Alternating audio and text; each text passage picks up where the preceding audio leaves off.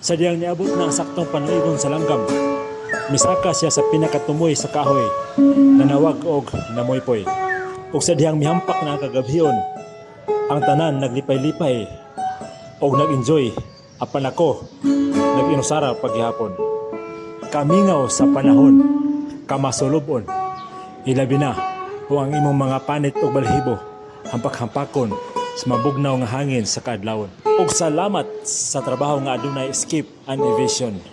Kay dito na ko naila-ila ang babae sa akong kagahapon o sa umabot nga panahon. Nakita ko siya sa kilid naghilom-hilom, mao ako naglihok-lihok o nagpapansin dayon. Bisan blurred pagamay ang pananawon. Sa kangit-ngit, mihatag ang bulan og danag nga mao'y nagtanom og paglaom. Ug sa diha-diha nagsinaray kami nga magpuyo diha sa kahayag ug sa nagka-green nga kaugnawan. Ang mga tulo sa singot og luha kanamo magpalingon.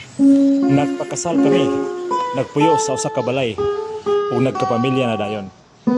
Sa panagpuyo mga kabukid, kung unsay maayo nga desisyon mao'y sundon. Usahay mga kabukid, ang mag-amping sa bata sa panimalay, siya ra taon si nanay. Usahay sila duha ni tatay. O usahay nara si tatay sa ubos nagbantay. O gigrasyahan mi og tulo ka anak karon, isa ka lalaki ug duha ka babae.